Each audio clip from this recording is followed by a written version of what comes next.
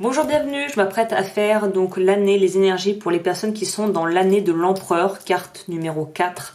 Si vous arrivez ici par hasard, pas d'inquiétude, la vidéo sera juste en barre de description pour que En fait, c'est dans cette vidéo que je vous expliquerai comment calculer ça, c'est hyper simple. Mais je préfère que vous alliez directement voir la vidéo dédiée et ensuite que vous choisissiez la lame qui conviendra à vous en fait. Donc sans plus tarder, on va commencer avec les personnes qui sont dans l'année de l'empereur. Donc déjà, si on devait parler, alors là je parle déjà, je commence déjà à beaucoup trop parler, on va déjà prendre l'état général, les énergies générales pour justement votre année complète. Donc voilà ce que je disais juste avant, c'est que l'empereur, il y a le côté décideur, il y a le côté action qui est indéniable. Actionner des choses, se sortir de situations peut-être qui n'étaient pas favorables. Voilà, il y a quand même quelque chose de l'ordre de se bouger clairement. Physiquement, émotionnellement, de vouloir aller de l'avant. Donc c'est déjà des énergies assez décisives et très décisionnaires aussi. Alors là, c'est intéressant. Première carte que j'ai pour vous, le déclin. Pour moi, c'est pas le déclin à prendre à proprement parler. Pour moi, c'est la fin, la petite mort de l'ego pour vous. C'est déjà ça que je sens. Et les choses vont probablement grandement bouger où vous allez avoir des situations et des choses importantes d'ici l'automne prochain. On a la grâce. Pour moi, qui est souvent cette carte, je la fais référence à l'énergie du signe du Gémeaux. La volubile, non, c'est pas ça que je veux dire, la volupté, le côté aérien léger. L'opposition.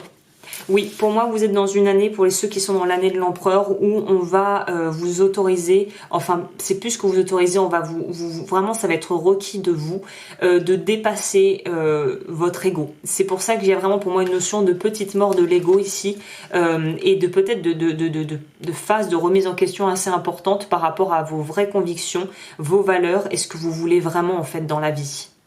Pour moi, il y a aussi une possibilité ici d'être en conflit intérieur par rapport à des choses que vous voulez ou que vous ne voulez plus. L'inconscient veut pas changer, le conscient veut changer, c'est la guéguerre intérieure. Donc là, on va voir si c'est ça. Et dans tous les cas, si vous vous retrouvez là-dedans, évidemment, il y a des techniques, il y a des thérapies, des approches thérapeutiques. Vous pouvez aller sur ma chaîne, dans la barre d'infos, il y a la playlist bien-être et la playlist podcast changer sa vie, quelque chose comme ça, je me souviens plus exactement du terme. Vous pourrez trouver pléthore d'informations pour changer les croyances limitantes, si ça vous parle. Ensuite, on va aller voir du côté, on va commencer à ma droite, ça va être au niveau professionnel. Ensuite, la vie relationnelle, on terminera sur le sentimental et on bouclera sur un conseil pour que je puisse vous aiguiller en fonction de ce que les cartes nous racontent. Alors, au niveau de votre vie professionnelle, je pense qu'il y a une idée de vouloir vraiment faire tracer sa route, entre guillemets. Il y a une idée de vouloir vraiment avancer. Je pense que si vous végétiez ou que dans un métier ou dans un travail que vous détestez, je pense que vous allez avoir des opportunités de changer, de bouger de ça, de sortir de cette espèce de routine qui est en train de vous tuer. Ok. Pour certains, évidemment, de manière imagée, j'entends.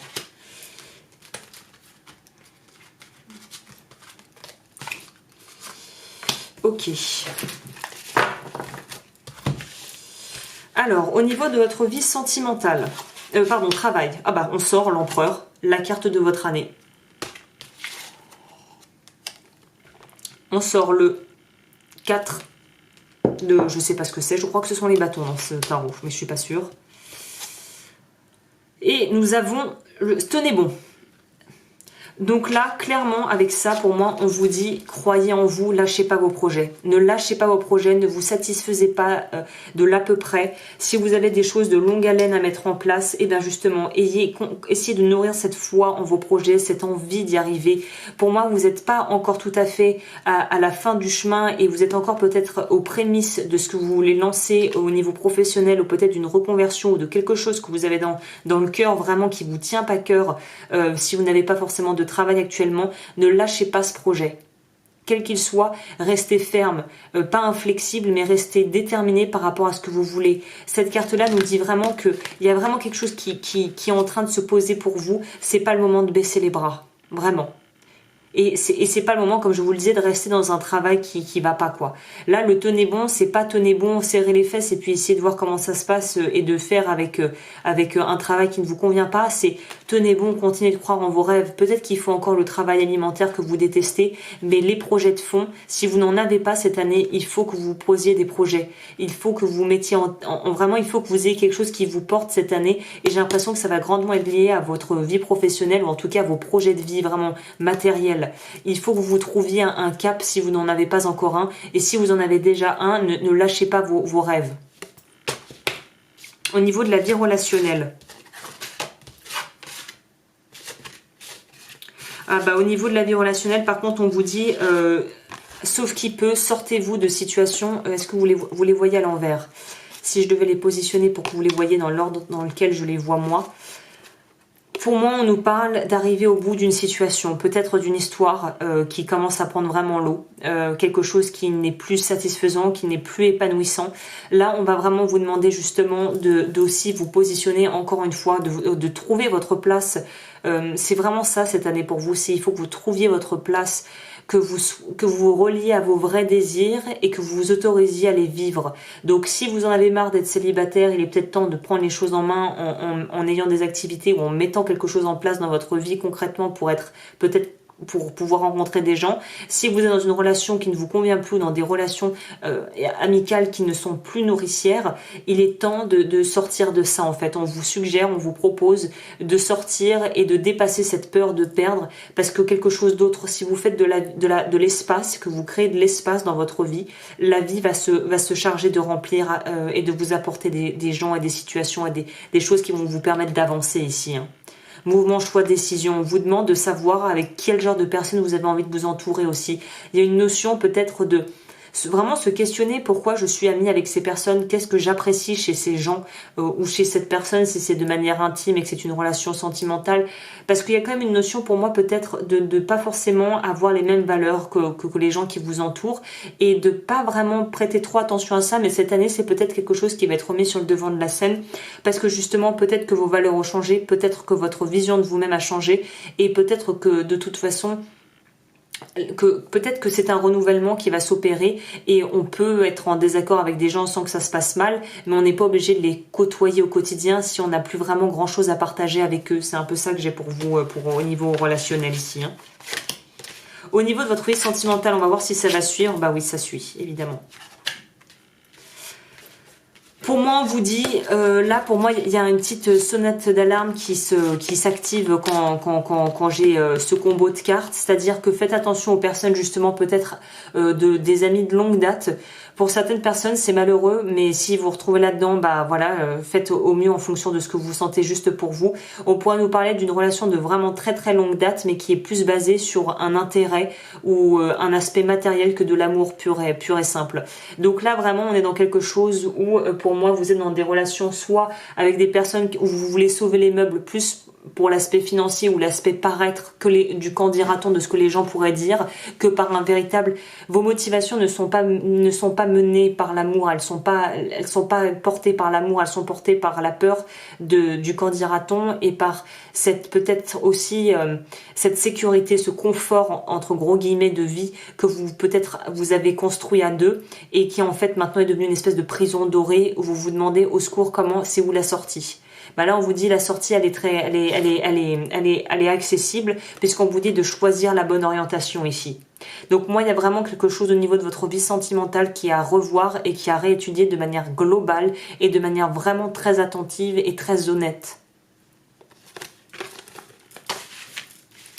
Je sens pas, là je le sens pas terrible, cette carte qui nous parle du 6 de coupe justement, de souvenirs d'amour. Pour moi ça pourrait nous parler d'une nostalgie, peut-être que vous allez avoir tendance à tomber un petit peu dans une espèce de morosité par rapport à l'idée d'être soit seul si vous n'avez pas quelqu'un, soit de quitter potentiellement quelqu'un alors que vous avez bâti quelque chose de long terme avec cette personne, ou on pourrait nous parler de quelqu'un du passé qui va revenir, mais j'ai envie de vous dire, faites très attention à pourquoi cette personne revient vers vous. Voilà. Au niveau des conseils que je pourrais vous donner, comment j'ai fait la dernière fois, on va commencer par ça. L'animal qui va vous accompagner. Enfin c'est les énergies, hein. Après ça vous parle ou pas, mais j'aime bien les images, les messages sont assez parlants, c'est pour ça que j'aime bien ce deck. Et on va voir ce que moi je peux vous ajouter si j'ai quelque chose qui me vient. L'éléphant. Ah bah mémoire d'éléphant comme on dit. C'est pour ça, n'oubliez pas, ça ne veut pas dire qu'il faut... Il faut que je formule ça correctement. C'est... vous pouvez pardonner, mais n'oubliez pas qui a envoyé le coup. N'oubliez pas. Gardez en mémoire qui a eu vos intérêts et qui n'a pas vos intérêts à cœur. Grounding, ça nous parle d'ancrage ici. Ancrez vos énergies et vos émotions bien ancrées dans la terre, ancrées dans la terre. On vous demande ici, c'est peut-être ça une mise en garde pour les personnes qui me regarderaient, qui sont de signes d'air, Balance, Verseau, Gémeaux.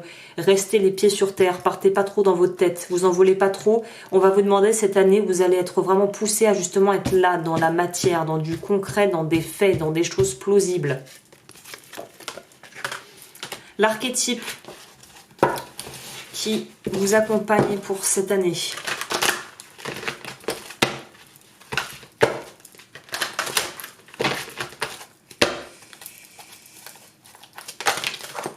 Le prêtre. C'est un archétype, hein. C'est un image.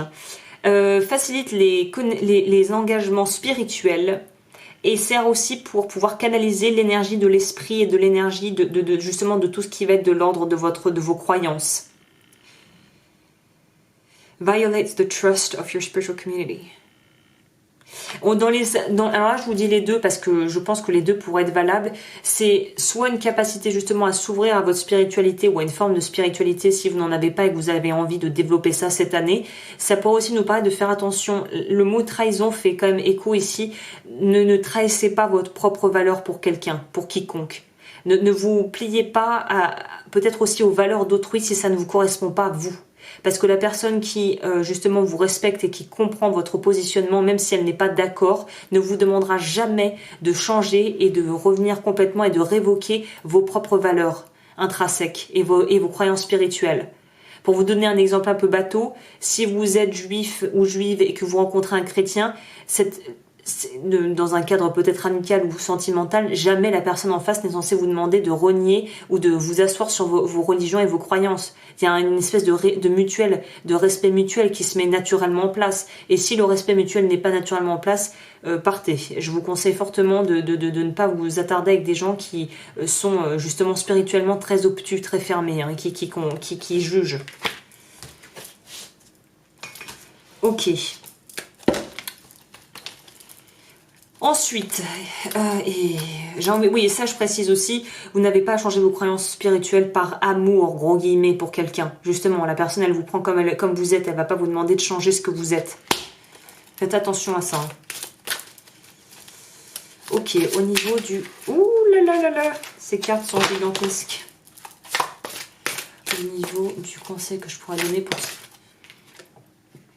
La culpabilité, ça va être votre corde sensible, c'est votre talon d'Achille, ça c'est peut-être de manière générale, mais encore plus cette année, il va falloir travailler sur la culpabilité et votre difficulté à assumer aussi peut-être des erreurs passées ici. Hein. Je suis innocent, je l'ai toujours été, je le suis, je le serai toujours. Donc on va nuancer le propos avec le petit livret pour savoir quel message vous est destiné. 31.